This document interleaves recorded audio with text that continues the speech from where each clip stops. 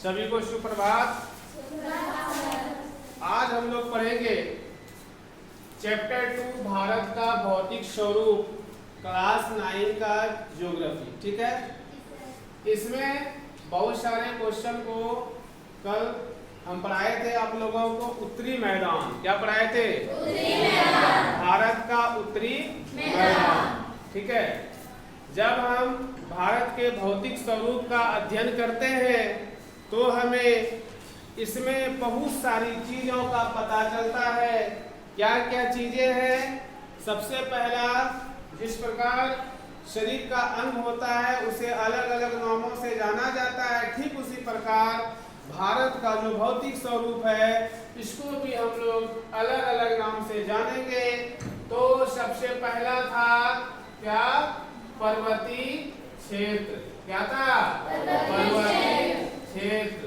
ठीक है, दूसरा है आपका उत्तरी मैदान, भारत का उत्तरी मैदान। और तीसरा आपका है पठार। क्या नाम है? पठार। तो पर्वत, मैदान, पठार। ठीक है, उसके बाद नदी द्वीप, नदी द्वीप, तटीय मैदान, तटीय मैदान।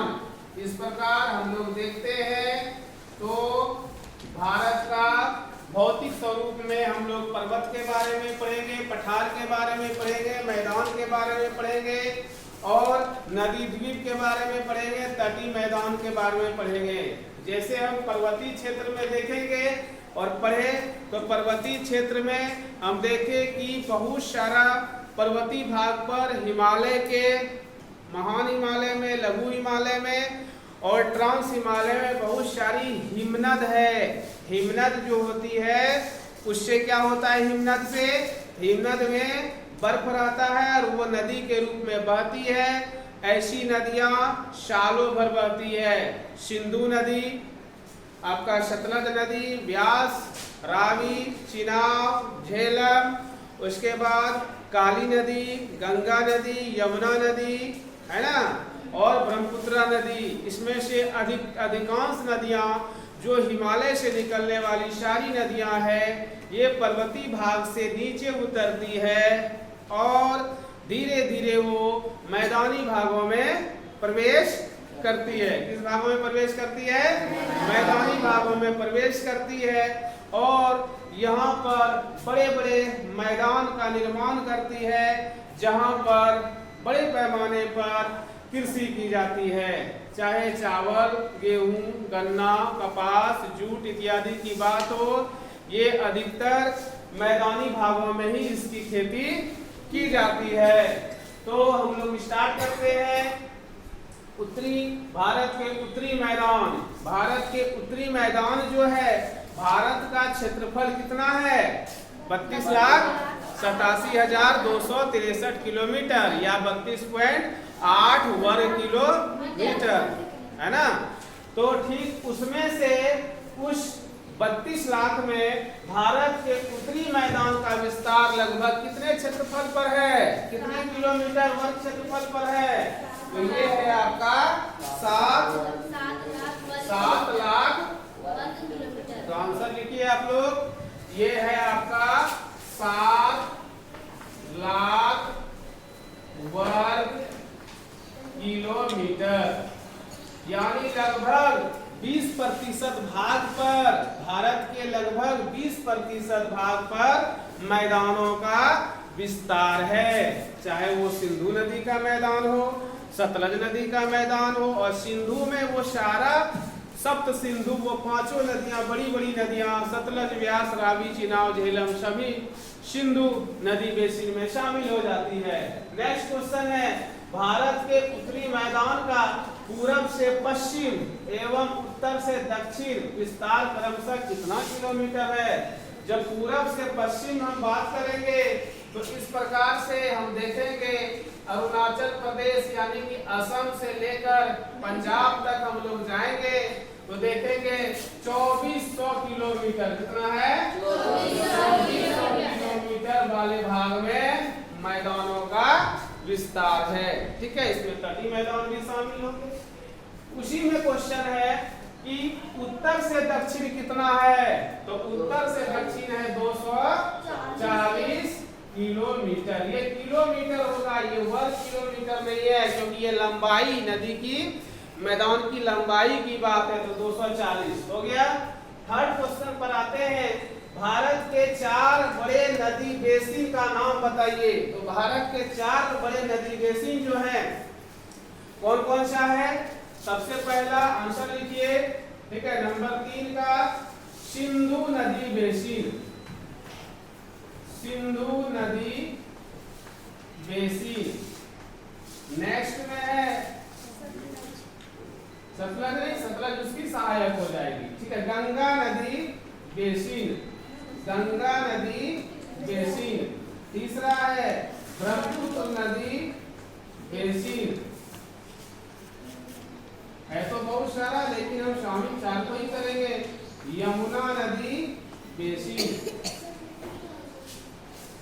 नदी बेसिन का निर्माण सिर्फ एक नदी से नहीं होती है, एक जो बड़ी नदी है और उसके अलावा जितनी भी उसकी सहायक नदी है, सब मिलकर एक नदी बेसिन या अपवाह तंत्र का निर्माण करते हैं। किसका निर्माण करते हैं? अपवाह तंत्र में, और वो पूरे भाग मैदानों का विस्तार करते हैं। क्वेश्चन नंबर, हम अगर 4 की बात करें, आंसर लिखते जाइए। क्वेश्चन नंबर 4 की बात करें तो विश्व का सबसे बड़ा नदी द्वीप का नाम बताइए। अब नदी द्वीप क्या होता है? तो जब नदियां अपने युवावस्था में रहती है तो बहुत तेज गति से चलती है। नदियां युवावस्था में कब रहेगी? जहां से नदी का उद्गम रहेगा, जहां से नदी का उद्गम रहेगा। मान लीजिए कि आप जो है अपने घर से स्कूल की ओर आ रहे हैं, तो आप घर से निकलते हैं, बहुत तेजी से निकलते हैं, ठीक है, लेकिन बीच रास्ता में आकर थोड़ा सा धीरे हो जाते हैं, और स्कूल आते आते और भी धीरे हो जाते हैं। तो जिस प्रकार से आपका घर से स्कूल आने का है ना, आपकी गतिविधि में, आपकी चाल में 3 तरह का अंतर आ जाता है, ठीक उसी प्रकार नदियां जब युवावस्था में रहती है तो बहुत तेजी से पर्वतीय भागों से आगे निकलती है, फिर वो धीरे धीरे पर्वतीय भागों से मैदानी भागों में पहुंचती है, और फिर जो है वो समुद्र में मिलने से पहले और भी अलग अवस्था में पहुंच जाती है। तो नदी की 3 अवस्थाएं होती है। नदी की कितनी अवस्थाएं होती है? 3। कौन कौन? युवावस्था, प्रौढ़ावस्था, वृद्धावस्था।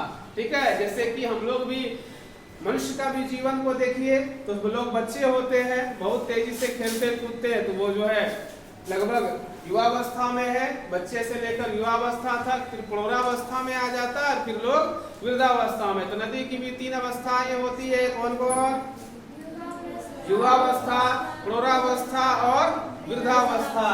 तो उसी में जब नदी वृद्धावस्था में पहुंचती है, ठीक है, सागर में मिलने से पहले, तो नदी की चाल बहुत धीरे हो जाती है और वो अलग अलग भागों में बंटने लगती है, अलग अलग धारा में। कुछ की दिशा जो है इस प्रकार हो जाएगी। मान लीजिए ये मुख्य नदियां हैं, ये ब्रह्मपुत्र नदी है, इस प्रकार से ये बह रही है, तो धीरे धीरे ये पतली पतली धारा में इधर चली जाएगी, इधर चली जाएगी, इधर चली जाएगी, और इसी बीच में, आवाज नहीं करना, इसी बीच में एक द्वीप का निर्माण हो जाएगा। ठीक है, बड़ा सा द्वीप बन जाएगा। और ऐसा नहीं सोचिए कि द्वीप पर निर्जन है, उस द्वीप पर लोग भी रह रहे हैं, ठीक है, जिला का भी नाम है, शहर का भी नाम है, खूब अच्छा से वहाँ खेती हो रहा है।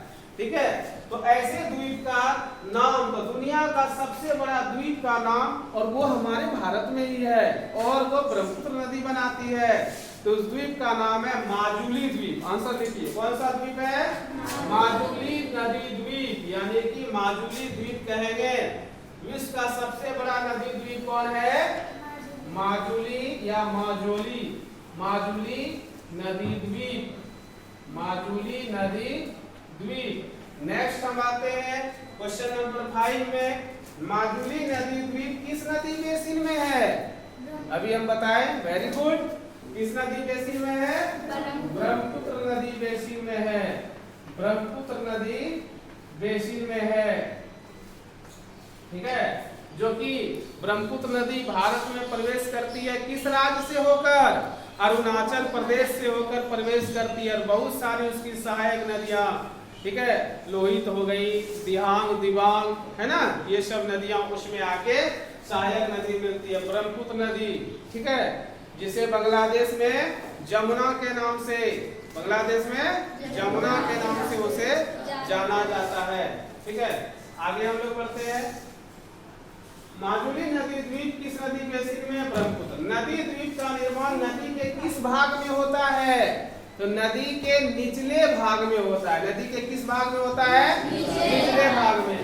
जब नदी पर्वतीय भाग से होकर गुजरेगी तो बहुत ही स्पीड धारा से चलेगी, तो कोई भी वहां द्वीप का निर्माण माने गाद, कीचड़ या मिट्टी का जमा नहीं करेगा, ठीक है, नहीं कर पाएगा। जबकि वो क्या करेगा, वहां के पर्वतीय भाग के छोटे छोटे बोल्डर को, कंकड़ को, चट्टानों को, ठीक है, रासायनिक प्रक्रिया द्वारा, भौतिक प्रक्रिया द्वारा तोड़कर सन्नी घर्षण से, अपघर्षण से, ठीक है, ये सबसे तोड़ के उसको बहाने का काम करेगा। और जब नदी अपने निचले भाग में आएगी, जहां पर वो धीरे धीरे गति हो जाएगी, बहुत धीरे, वहां पर वो गाद, कीचड़, कंकड़, पत्थर, बालू, मिट्टी सबको छोड़ देगी और द्वीप का निर्माण करेगी। तो आंसर आ गया, नदी द्वीप का निर्माण नदी के किस भाग में होता है? तो आंसर हो गया निचले भाग में, निचले भाग में। नेक्स्ट है क्वेश्चन, जब नदियां अपने निचले भाग में गाद जमा करती है और कई धारा में बढ़ जाती है, गाद जमा कर दी, इधर भी गाद जमा हो गया, नदी से बह रही थी, यहाँ भी गाद हो गया, ठीक है, इधर भी गाद हो गया, इधर भी गाद हो गया, तो अब जो है नदी कई भाग में बट जाएगी, है ना।